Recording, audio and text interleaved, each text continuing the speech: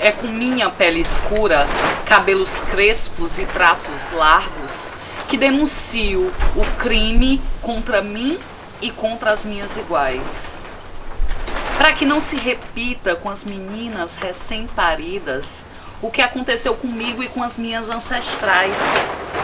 Pois se até aqui chegaram os colonizadores racistas, impunes, tenho certeza que não passarão jamais. Se escreveram em minha carne negra com violência e opressão, é a dor ancestral que invoco para exigir a devida reparação. Meu padrão foi alterado pelo colonizador. Sobrevivi com pouco acesso ao prazer e ao amor. Meus sentimentos foram negados, meus sofrimentos ignorados e justificaram. Mulher preta não tem querer, mulher preta não sente dor. Minha aparência foi historicamente tratada como feiura. Criticaram minha voz, minhas cores, minha postura e minha carne sendo vendida barata para satisfazer patrão. O estupro do meu corpo, essa cruel imposição que mesmo nos dias de hoje, com tanto tempo e tanta luta, ainda é recorrente, justificam essa conduta afirmando que o estupro é uma forma de correção para a mulher que não se valoriza ou que não sabe o que é bom. Será que ignoram que não é bom se sentir e ser sujeita?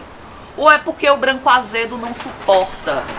Ele não aceita que meu desejo o dispense e não se centre no seu pau. Pois eu sozinha ou com as amigas fico mais que satisfeita e tenho muito mais carinho e prazer sexual. Hoje não me convence qualquer discurso de igualdade. Eu sou mesmo desigual e irregular. Eu sou preta, eu sou sapatão. Quero estar fora dessa família, dessa moral e dessa fé. Recuso a construção colonial de solução. Não quero inclusão perversa, travestida de bondade. Não quero suas leis injustas, travestidas de verdade. Eu não serei o simulacro que o branco tanto quer. Minha reparação histórica dispensa sua caridade. É justiça agarrada nos dentes, é autonomia construída com a mão. É destino liberdade, onde eu cheguei a pé. Tudo bom, gente? Eu sou Lídia Rodrigues, sou uma sapatona preta, artista multilinguagem, ativista. Componho o coletivo Artivistas Tambores de Safo, que é um coletivo de lésbicas e bissexuais que há 10 anos resiste na cidade de Fortaleza. E estou aqui hoje para falar sobre a visibilidade lésbica. E não qualquer visibilidade, mas a visibilidade que a gente quer, a visibilidade que a gente deseja, a partir do acúmulo que a gente tem construído no diálogo com as nossas ancestrais, né? As lesbianas que fazem esse movimento há mais de 40 anos no Brasil e em Fortaleza. E aí é desse lugar que eu parto, né? Mas também do lugar de quem dialoga a partir do próprio corpo e das próprias experiências sobre visibilidade e identidade. Uma primeira coisa que eu acho que é fundamental dizer é que nossas identidades, elas são formulações forjadas a partir de uma negociação com a colonialidade, né? Há um único motivo por eu ter que me afirmar sapatona, lésbica, nesse momento histórico da vida, é que a visibilidade que isso dá e que isso produz no mundo repercute diretamente em uma série de políticas que fazem com que a nossa vida ela seja possível, né? É importante dizer que ser lésbica hoje ela é uma ação de muita resistência. Primeiro porque nós não estamos incorporadas e de alguma forma considerada nas políticas públicas desse Estado, que ainda é colonialista, patriarcal, misógino e racista. E que as diversas camadas entre patriarcado, racismo e misoginia permeiam tudo o que compõe a realidade, inclusive os movimentos. Se dizer lésbica quando existe um movimento que se organiza, que é o movimento LGBT, e reivindicar essa visibilidade, é inclusive encarar a contradição do próprio movimento quando se constitui efetivamente pela luta de uma liberdade, de uma diversidade sexual, mas não consegue dar conta do seu próprio patriarcado e da sua misoginia, né? Quando a gente pensa, por exemplo, a parada da diversidade sexual, ela é reconhecida como parada gay. E esse nome, ele não nos identifica, ele não nos reconhece e ele não dá conta da realidade das mulheres lésbicas e bissexuais. Primeiro porque essa agência em torno do LGBT e da diversidade sexual, ela é muito entrecruzada com o próprio fortalecimento do neoliberalismo e do capitalismo tal qual a gente conhece hoje, né? A gente sabe, por exemplo, que existe um termo para ditar o que é essa aceitação das pessoas que são dissidentes da heteronormas ou pessoas, né, LGB, que é o pink money. O capital, ele está muito atento para se apropriar das nossas identidades, porque o capitalismo, ele é uma produção colonial.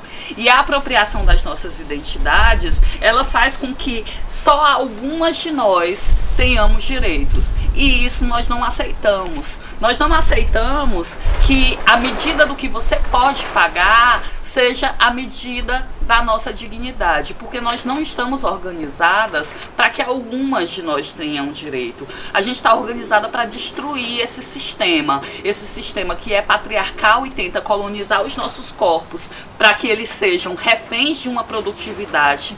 Nós queremos acabar com esse sistema racista que nos lê como negras para fazer com que a gente seja lida como pessoas que valham menos. E a gente também quer acabar com o capitalismo e não dá nenhum tipo de possibilidade que eles se apropriem das nossas identidades e das nossas bandeiras de lutas.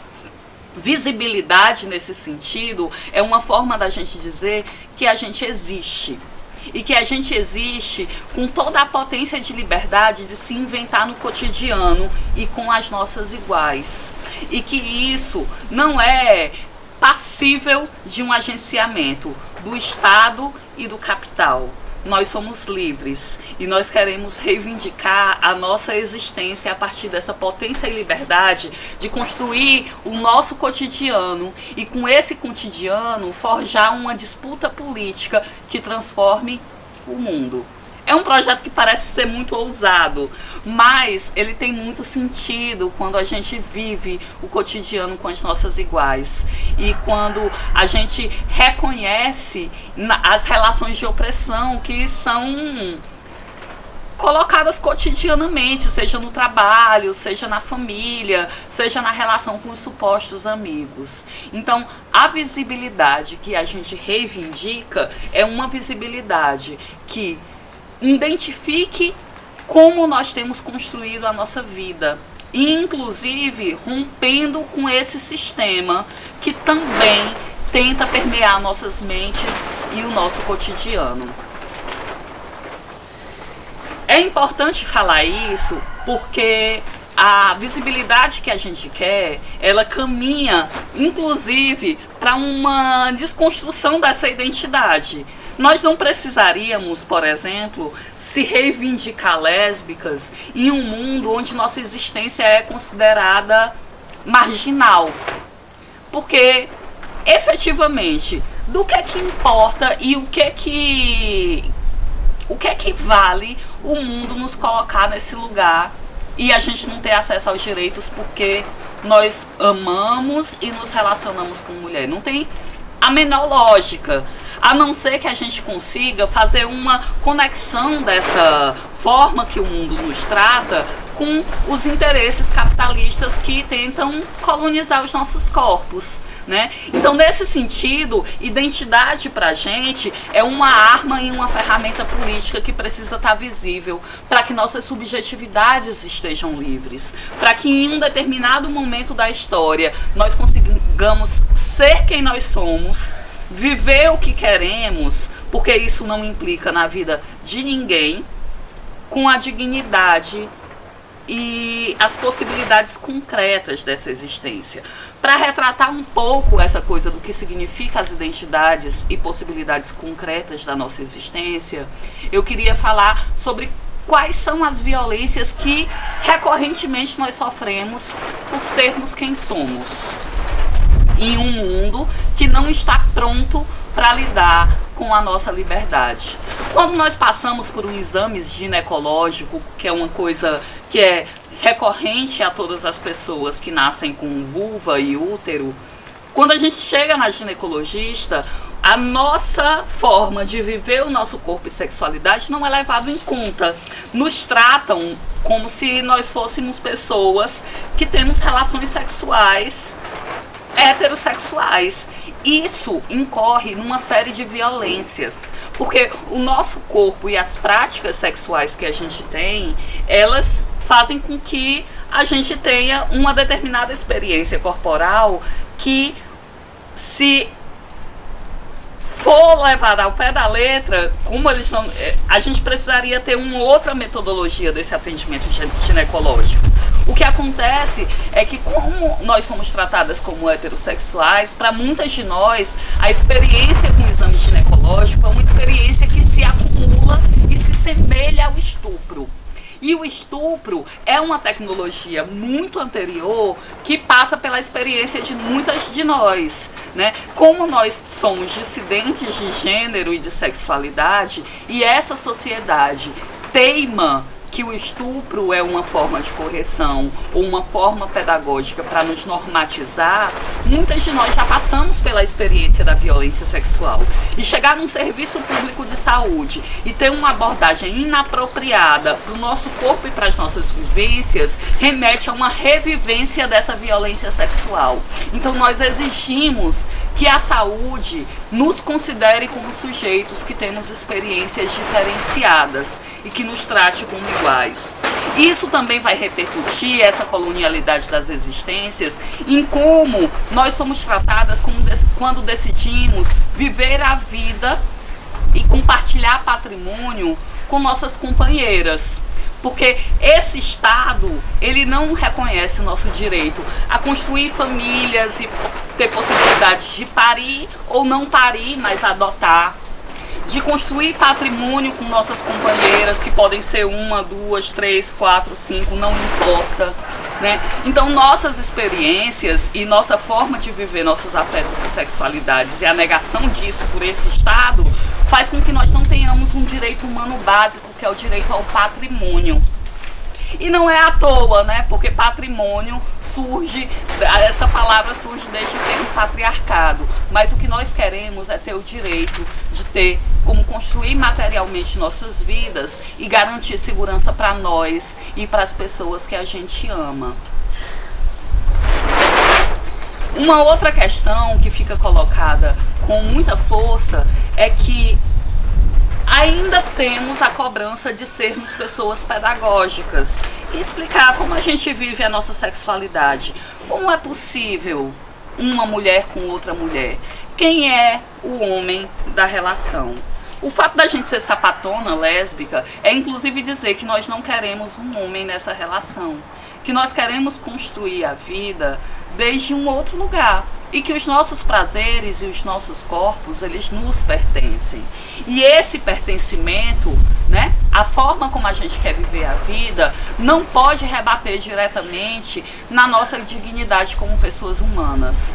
E aí, muitas de nós sofremos ameaças, sofremos violências familiares por conta desse estado patriarcal que tenta determinar as nossas existências. Quando a gente coloca a visibilidade lésbica como uma tática de construção das nossas existências, o que a gente está querendo dizer é que o Estado que nos violenta desde a colonização desse território que chamamos Abya-Yala, hoje tem que se responsabilizar pela nossa sobrevivência, porque as violências que nós sofremos são recorrentes à implementação desse projeto colonial.